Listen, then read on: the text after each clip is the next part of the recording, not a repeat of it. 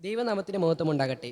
നമ്മുടെ കർത്താവായ യേശു ക്രിസ്തു ക്രൂശിൽ കിടന്നുകൊണ്ട് രണ്ടാമതായി പറഞ്ഞ മൊഴിയാണ്, ഇന്ന് നീ എന്നോട് കൂടെ പറുദീസായിലിരിക്കും.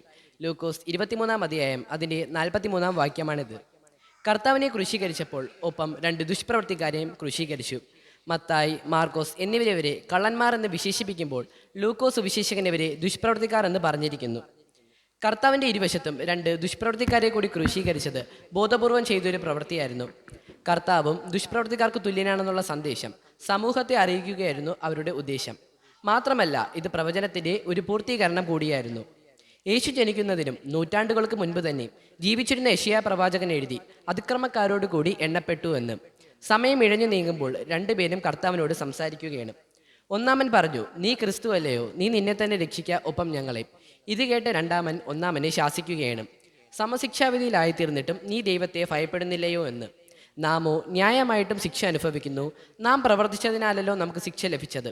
എന്നാൽ ഈ ക്രൂശിൽ കിടക്കുന്ന കർത്താവോ ഒന്നും ചെയ്തിട്ടില്ല.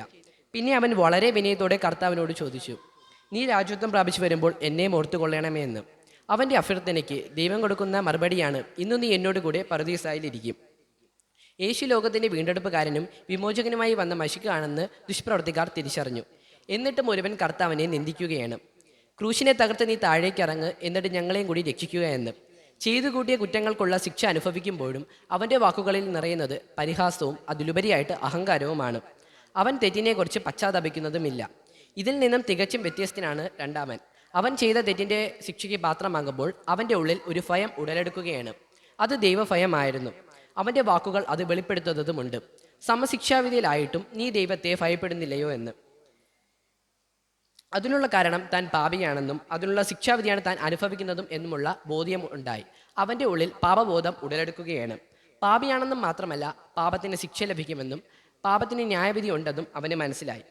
ഈ പാപത്തിൻ്റെ ശിക്ഷയ്ക്ക് ന്യായം വിധിക്കുവാൻ ന്യായാധിപതിയായി രാജ്യത്വം പ്രാപിച്ചു വരുന്നത് തൻ്റെ അരികിൽ ഈ ക്രൂശിൽ കിടക്കുന്ന കർത്താവാണെന്ന് അവന് മനസ്സിലായി. അതുകൊണ്ടാണ് അവൻ യേശുവിനോട് പറഞ്ഞത്, നീ രാജ്യത്വം പ്രാപിച്ചു വരുമ്പോൾ എന്നെയും ഓർത്തുകൊള്ളണമേ എന്ന്.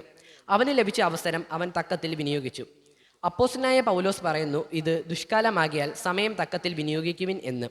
അങ്ങനെ ചെയ്യുന്നവനാണ് ബുദ്ധിമാൻ. യേശു നമ്മെ ഓരോരുത്തരെയും നിത്യരക്ഷയുടെ പറുദീസയിലേക്ക് ക്ഷണിക്കുന്നു. കാൽവരി ക്രൂശിലെ തൻ്റെ രക്തത്താൽ മാനവരാശിയെ ശുദ്ധീകരിച്ച് സ്വർഗരാജ്യത്തിന് യോഗ്യരായി നമ്മെ തീർത്തിരിക്കുന്നു. നാം ചെയ്തുപോയ പാവങ്ങൾ ഏറ്റുപറഞ്ഞ് ആ പറുദീസയിലേക്ക് നമുക്കും പ്രവേശിക്കാം. ആമേൻ.